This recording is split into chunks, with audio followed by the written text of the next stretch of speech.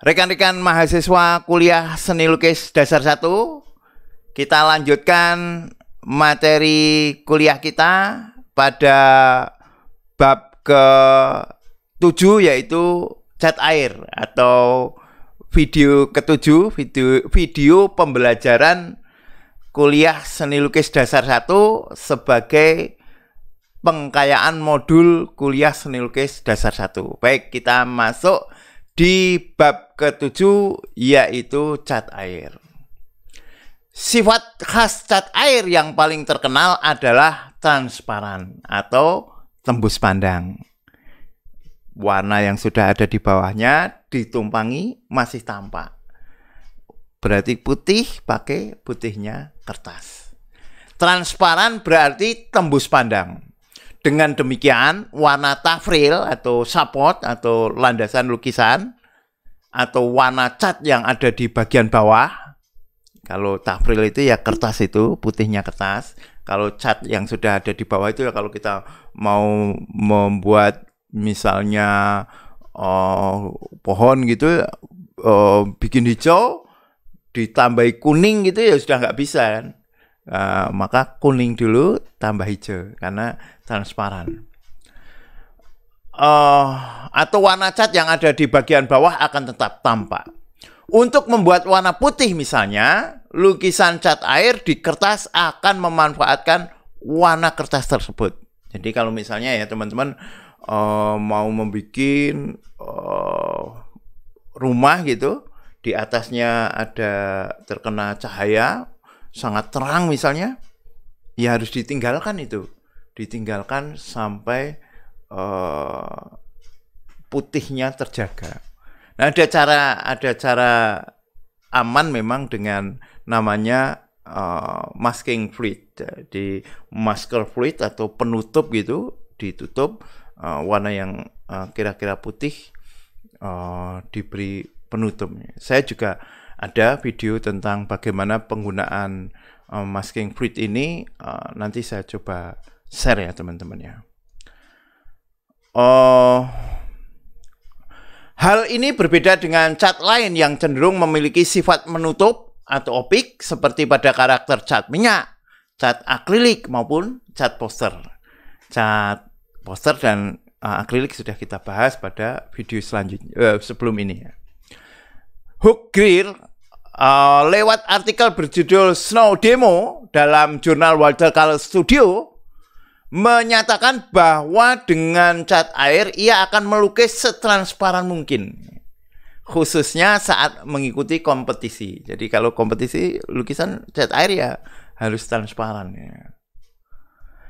Bahkan ia menyatakan bahwa kompetisi cat air kerap kali mensyaratkan peserta untuk menunjukkan penggunaan warna putih kertas. Jadi jangan sampai semua ditutup, putihnya kertas disisakan, misalnya untuk bagian-bagian highlight tertentu. Gitu. Ini kita bahas nanti ya. Ini Massimiliano melakukan en plein air di San Vito Romano, melukis dengan cat air, melukis gedung-gedung ini. Ini putihnya apa ini payung, ini warna kertasnya itu sendiri. Ini juga ya, nanti kita lihat lagi ya. Bahkan ketika bermain warna gelap sekalipun, Lauren McCracken tetap dalam kerangka transparan. Gelapnya itu masih transparan ya. Pada artikel Techniques from a Studio Painter di jurnal Watercolor Studio, ia menyatakan pembuatan warna gelap dengan campuran antara warna Prussian Blue dan alizarin crimson, keluaran cat air tube produksi Winsor Newton, ditambah warna mineral violet dari pabrik Holbein. Seringkali memang seniman dalam membuat warna gelap itu menghindari warna hitam. Saya nyaris tidak pernah menggunakan warna hitam ketika membuat daerah-daerah gelap. Karena kalau begitu hitam itu akan terasa lepas, bolong gitu. Tetapi bagaimana menggunakan gelap tanpa memakai hitam? Bisa dengan Prussian blue atau dicampur dengan viridian, dicampur juga dengan cadmium misalnya kan, hitam yang tua campur hijau yang tua, campuri biru yang tua. Nah, itu bisa, itu nggak harus dengan hitam. Atau kalau memang terpaksa hitam, ya hitam dicampur dengan warna lain, misalnya warna merah misalnya. Mana ini? Namun demikian, masih ya di sini ya. Ia menambahkan, cat air akan menjadi agak bersifat opik ketika ditambahkan warna-warna coklat tanah. Ya kan, kalau misalnya kita pakai ini ya, Brunsena itu kan memang agak-agak menutup ya. Namun demikian, beberapa pelukis cat air profesional menggunakan warna putih untuk dicampur dengan warna lain. Akan tetapi, ya kan, kalau kita lihat itu di paletnya itu dicampur sedikit warna putih ya. Nah, untuk apa ini kita bahas ya? Akan tetapi warna putih ini tidak diperlakukan untuk membuat volume agar objek tampak terang, tetapi warna putih diperlakukan untuk mengubah warna atau hue yang ada di dalam cat air. Maksudnya begini teman-teman, kalau rekan-rekan memakai cat poster atau akrilik itu kan, misalnya ini ya, melukis mic ini ya, di sini kan terang. Nah, dengan cat poster atau akrilik dibuat gelapnya, terus putihnya atau terangnya itu ditambahkan di daerah mic-nya ini. Tetapi kalau cat air itu dibiarkan putihnya kertas, atau kalau pengen menambahkan putih itu untuk membuat warna, bukan untuk membuat highlight-nya. Misalnya ya, wah kok warnanya terlalu kuat ya kalau merah, misalnya merah dicampur hijau muda misalnya, kok masih terlalu cemerlang ya, tambah putih ya, untuk membuat warna yang misalnya warna-warna berkabut. Nah itu bisa, tetapi dibuat tidak untuk membentuk volume terus highlightnya di putih, itu enggak. Dia untuk membuat warna itu sendiri dan diperlakukan juga transparan. Nah itulah bedanya penggunaan warna putih di dalam cat air dengan cat poster maupun akrilik. Sementara itu, beberapa pelukis masih mentoleransi penggunaan warna putih untuk bagian highlight suatu benda yang telah tertutup warna gelap. Tetapi biasanya kalau kompetisi gitu ya, persentasenya tidak boleh lebih dari 10% atau 15%. Maksudnya begini, ada beberapa lukisan cat air gitu kan, karena sudah tertutup, sementara perlu highlight di sebelah sini ya pakai putih gitu, putih benar-benar warna putihnya cat air itu, atau biasanya juga garis gitu. Misalnya ya melukis kapal ya, kapal kan banyak tiang-tiangan, sementara kan sudah diblok langit, diblok ombak, terus ada beberapa warna-warna yang lain. Nah, itu kan butuh putih kan untuk memperkuat tiang. Nah, itu sedikit sekali dengan putih. Biasanya masih ditoleransi penggunaan putih ke arah itu. Ini saya praktek melukis en plein air di Dieng yang menggunakan cat air. Saya kirimkan juga nanti videonya, linknya, agar teman-teman bisa melihat prosesnya.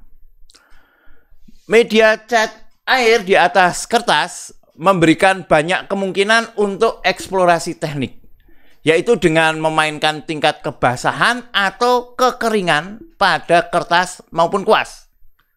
Ini pernah saya bahas juga pada saat membahas akrilik ya, karena akrilik maupun pas membahas cat poster, karena cat poster maupun cat air bisa menggunakan teknik yang sama.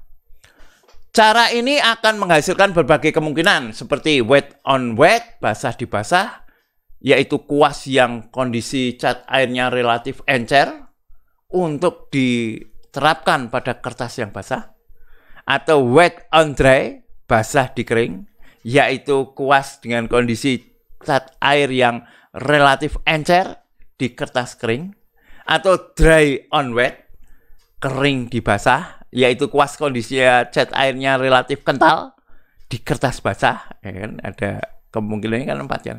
Maupun dry on dry, kering di kering, yaitu kuas dengan kondisi cat air yang relatif kental di kertas kering.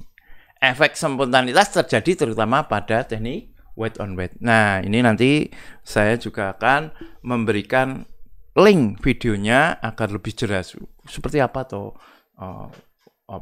penerapan 4 teknik ini. Sementara itu, Joe Gracia dalam Mastering the Watercolor Wash merumuskan bahwa terdapat 4 teknik dalam pembuatan dasar cat air. Ini berbeda lagi ya, yaitu datar atau flat. Ini datar, sama aja dari atas ke bawah datar. Gradasi, nah ini agak ada penurunan warna dari gelap ke terang atau terang ke gelap. Basah pada basah, wet on wet, sama dengan yang di atas. Dan lelean, strict, nah, dikasih kertasnya dikasih air, terus atasnya itu dikasih cat, terus dimiringkan. Ini nanti teman-teman bisa mempraktekkan dalam kuliah ini. Datar merupakan pembuatan satu nada dalam suatu bidang. Nadanya sama kan, hijau ya hijau, kabeh seperti ini. Gradasi adalah perubahan tonalitas atau gelap terang warna secara berangsur dalam satu permukaan, dari gelap ke terang atau sebaliknya. Basah pada basah merupakan teknik penerapan cat air pada permukaan kertas yang telah dibasahi sehingga warna akan terbentuk atau tercampur secara spontan. Ini nggak perlu dibuat secara jelimet sedikit demi sedikit, enggak. Basahi aja, terus di sini kasih biru, yang sini kasih merah, akan terjadi seperti itu. Lelean adalah teknik yang dibuat dengan cara penerapan cat air di atas kertas basah, lalu salah satu sisi kertas diangkat agar cat air tersebut mengalir ke arah yang dikehendaki. Ditaruh gitu, dibasahi, terus nanti dimiringkan. Saya juga ada ini teknik seperti ini dalam video, saya coba nanti kirimkan linknya. Cat air memerlukan jenis tafril yang mudah menyerap. Tidak seperti cat minyak, cat air tidak dapat menempel pada bidang yang licin dan berpori-pori rapat. Misalnya kayak plastik gitu ya, nggak bisa lah ya. Kertas akuarel biasanya digunakan untuk lukisan cat air karena daya serap kertas tersebut kuat. Ketebalan cat maupun teksturnya juga bermacam-macam.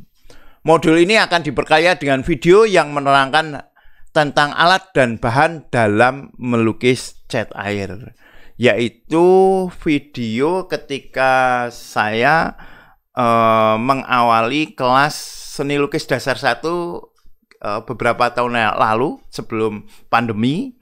Saat itu hanya menggunakan cat air di dalam seni lukis dasar 1, dan teman-teman nanti saya share linknya agar bisa melihat tentang catnya itu, termasuk saya bawa beberapa merek saat itu ya, mereknya apa saja. Karena kalau cuma satu merek nanti dikira endorse ya. Saya bawa banyak merek, juga banyak pilihan kertas, juga kuas, itu nanti teman-teman bisa melihat sebagai pengkayaan di sana ya. Oke, rekan-rekan mahasiswa seni lukis dasar 1, kita akan masuk ke bab terakhir, yaitu bab ke-8 atau video ke-8. Untuk itu video ini saya cukupkan. Sekian, terima kasih.